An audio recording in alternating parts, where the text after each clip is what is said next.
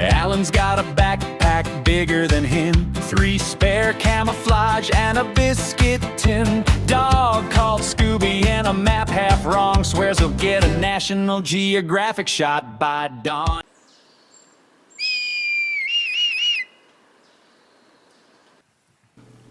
Nesting amongst the rolling hills of Dumfries and Galloway lies the Bellymack Hill Farm. Unassuming at first glance, this working farm has become a great favourite of mine. The story of Bellymack Farm and its red kites begins with Anne Johnston, the farmer owner, in 2001.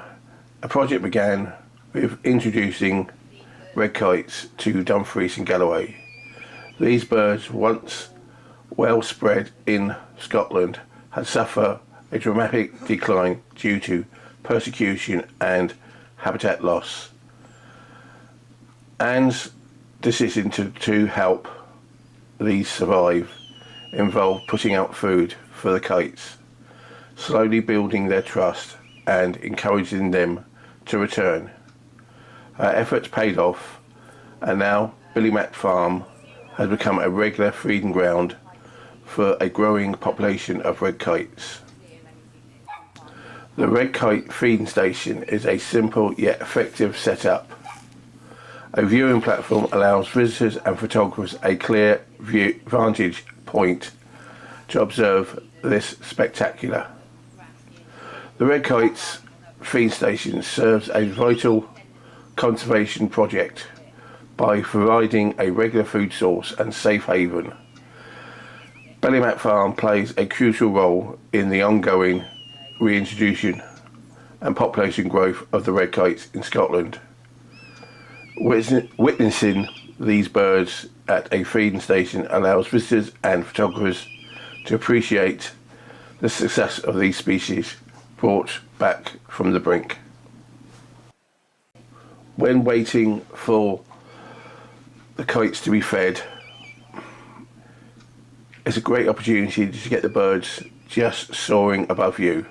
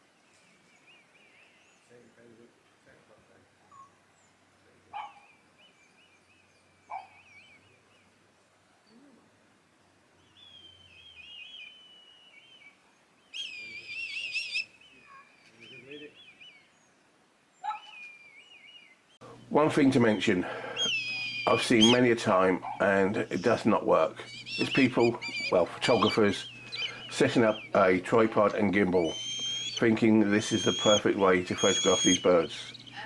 These birds come down at 150 miles an hour plus, and they're only about 20 feet away from you. There is no way you can move that fast with a gimbal. Hand holding is the only way to go. Yes, once they've initially done the first dive, you can go back to a gimbal if you need one.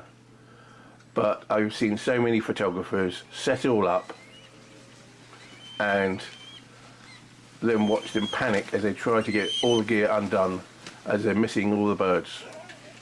As a very frequent visitor, I know the setup. You just need to use your hands. You can lock onto the birds, follow them down, photograph them all the way. And the secret is you keep track of the bird till it comes up, because normally once they've got the food in their talons, they will feed on the wing, and you can get some spectacular photographs of them eating on the wing.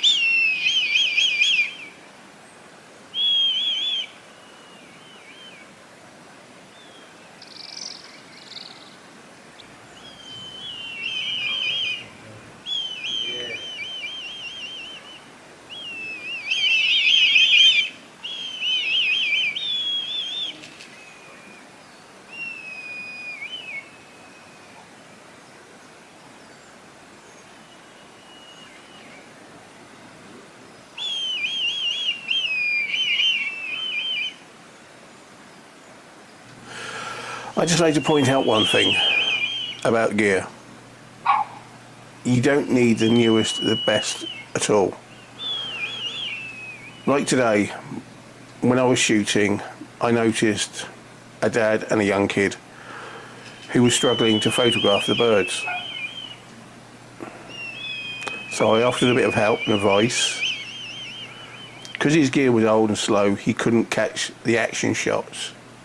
So I explained to him that instead of trying for them, he should get the birds, when they come up with the food, they float on the wing while they eat, and he could get some good shots. He tried, we talked it through, and he started getting some really good shots. His dad was happy, his son was getting good shots. The son was happy, he was getting good shots. Hopefully that gets a photographer bug going with him. Focus at a time, and honestly, that's us at our best.